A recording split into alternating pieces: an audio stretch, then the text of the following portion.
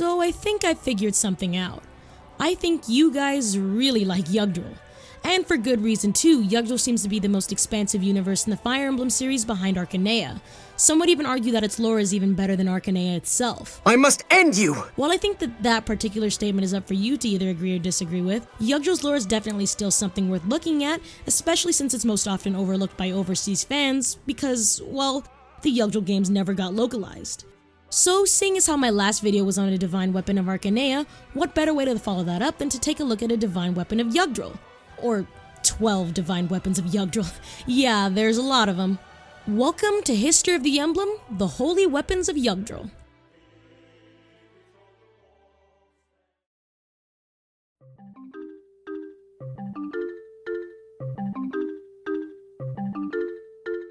If you saw the last video on Falchion, you may recall the part of the story where a group of dragons had gone insane as a result of the declining dragon population. Of course, a war starts and the goddess Naga later intervenes with the creation of Falchion, but there was one dragon who did not go insane. His name is Loptis. Loptis knew that his tribe would be wiped out in the process of the war, because honestly, who wants to fight Naga? So he made a blood pact with a human named Gal he had met during the war. Figuring that he could live vicariously through Gal and unleash his holy hatred of humans upon the world, he harnessed his power into the tome adequately named Loptis. With the creation of the tome and the blood pact with Gal, Loptis lost his physical body, but gained so much more. He founded the Loptirian cult of which he himself was the god, and unleashed rather terrible horrors upon the people of Jugdral. Seriously, some of the stuff he did was surprisingly dark for the Fire Emblem series. But thankfully, his behavior would not go unpunished. Sensing what Loptis had done to mankind, Naga and 11 other divine dragons created a blood pact with 12 human warriors, creating the group known as the 12 Crusaders. All 12 Crusaders were gifted divine weapons from the gods, and they are as follows. Haim, the leader of the Crusaders with the blood of Naga, was gifted the Book of Naga. Due to the fact that it was created by the divine goddess herself, only those with her blood can have the power to use it. In Genealogy of the Holy War, Julia is able to wield the tome, though in theory her mother Deirdre could wield it as well, but she never does on screen. Baldur, another member of the Crusaders, was gifted Falchion. Turfing. Seriously, look at how similar these things are. Anyway, Turfing is definitely the most iconic of the 12 weapons, as it's wielded by Genealogy's two main protagonists, Sigurd and Seliph. But the transfer of the blade from father to son wasn't an easy one, as the blade was stolen by Arvis at the event of Sigurd's death. Hellfire upon you! The blade remains in his possession for 17 years until it's given to Seliph, not by Arvis himself, but through Palmark, a former ally of Sigurd. Next we have Mistletoe, a blade you might recognize the name of, but not the spelling of if you've played Fire Emblem Awakening. This blade was given to the Crusader Hazul and is known as the Demon Blade. Nobody really knows why it's called that, but with the title so cool and nonsensical, it's no wonder Owain wanted to find it. You can't hide from me! Anyway, in Genealogy of the Holy War, Mistletoe is wielded by both Eldigan and Ares. Let's take a quick moment to study the designs of these two swords, which, both like Falchion, resemble knightly arming swords. Mistletoe definitely takes the cake as the more intricately designed of the two, as the different components of the sword all seem to be differently designed. The pommel has a gold circular hook, but also includes a green jewel at the bottom. The grip is brown, a similar theme in all of the holy weapons, and the guard is gold and blue. And also a side note, I realized when I was editing this video that I was describing the hero's version of Mistletoe and not the Mistletoe you see here on screen. I don't know why changes were made between the two, but really the only difference between the two is that they're sort of different colors.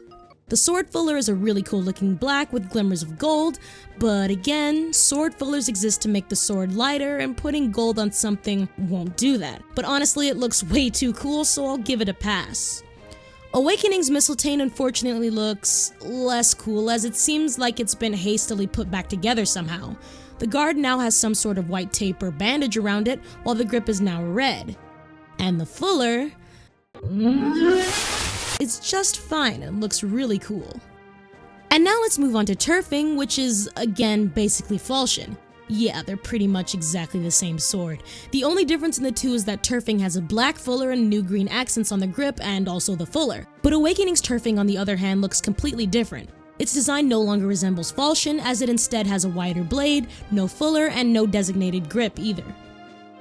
Next we move on to Bal Monk, a blade that was once wielded by the Crusader Odd.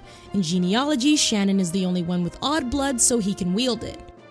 Bal Monk is an interesting looking sword, so interesting that it really doesn't look like any type of real-life sword, but its curviness most closely resembles either a Japanese katana or a British saber sword with a fancy hilt. In its original design, the guard is decorated with white and gold, and an eye-like red jewel is in the middle. The grip seems to be brown, and the fuller matches the guard with a golden flare and a circular hook in the middle. But then, Awakening happened and things got crazy! Okay, maybe not too crazy, not much really changed, but the grip on the sword is now a dull red instead of brown, and the blade is more curved than before. The hilt in general is now more curved as well. Then there's Gaibolga, a lance that's wielded by Quan and his daughter Altena. Next up is Gungnir, a lance made only usable by those who are heirs to the Kingdom of Thracia. In Genealogy of the Holy War, Travant and Arian fit this criteria. Both of them look like standard lances with blue shafts and gold ends, and spearheads that resemble large versions of medieval corsairs. Where they differ is in the fact that Gungnir has accents of black and a red connection, and Gaibolga has no accents of black and a silver decoration instead. The designs further differ in Awakening, making them more distinguishable as different lances. Next, there's Hellswith, an axe that can only be wielded by those who are heir to Dozil. Interestingly, no playable units in Genealogy meet this criteria, so it is only wielded by enemy units. It makes its first appearance in Genealogy being wielded by Lombard, and seems to be inherited by his grandson Brian by the time Selif's story starts. Hellswith resembles medieval double-headed battle axes with a lot of the same features we see on the other weapons, and it seems to be more realistically designed than some weapon I know, but anyway, the Awakening version seems to have lost a lot of its flair in multiple ways, being more subtle in design in this game. Bridget and Fabale are inheritors of the Holy Blood of Valir, thus being able to wield the Holy Bow Eufel. In Genealogy of the Holy War, Eufel was used to identify an amnesiac Bridget when her sister Edain persuaded her father not to use the bow in the war against Isaac. Eufel seems to mimic a medieval longbow, and it's decorated in mostly gold.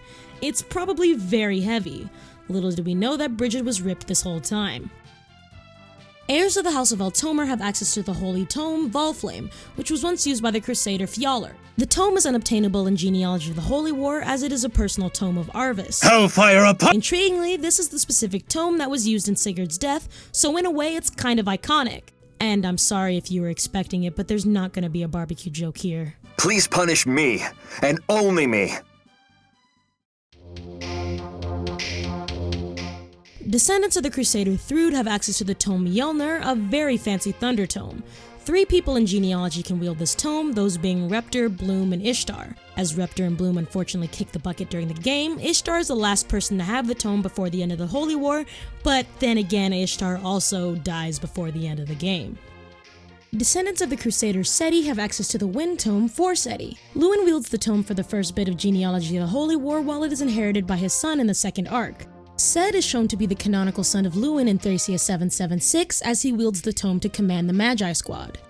And finally, there's the Valkyrie Staff. It was originally wielded by the Crusader Bragi and can be potentially wielded by anyone who shares his blood. Coincidentally, the staff is first seen in Genealogy when Claude exits the appropriately named Bragi Tower with the staff in hand. The staff can be passed down to any of Claude's descendants. And those, ladies and gentlemen, are all 12 Holy Weapons of Jugdral. Moving back to the Crusaders themselves, once they are gifted these weapons by Nog and the crew, they are able to fight off Loptis and seemingly defeat him and his empire forever. However, things are not exactly as they seem, and thus starts the events of Genealogy of the Holy War. Now, the Crusader weapons didn't only appear in Genealogy of the Holy War in Thracia 776. As I briefly mentioned before, Owain in Fire Emblem Awakening was going on a huge hunt for the sword Mistletoe. So the weapons must exist in that game, right? All right! Well, that's exactly right. So excited! All of the holy weapons, save for the Valkyrie Staff, are present in Fire Emblem Awakening, although they've lost their power over time and now can be wielded by just about anyone.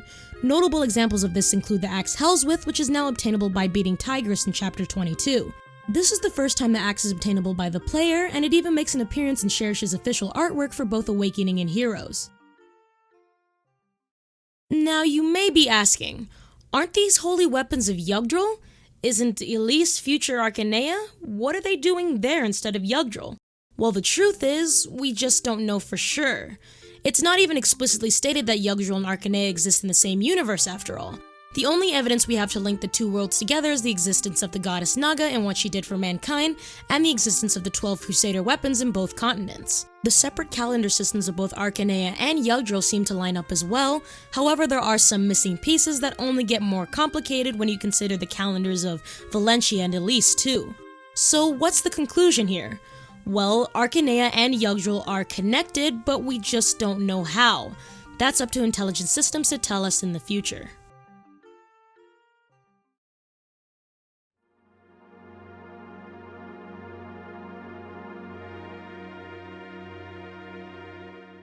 I've given you a pretty basic rundown of some Jugdral lore, but you should know if you've never played the Jugdral games, I've only barely scratched the surface.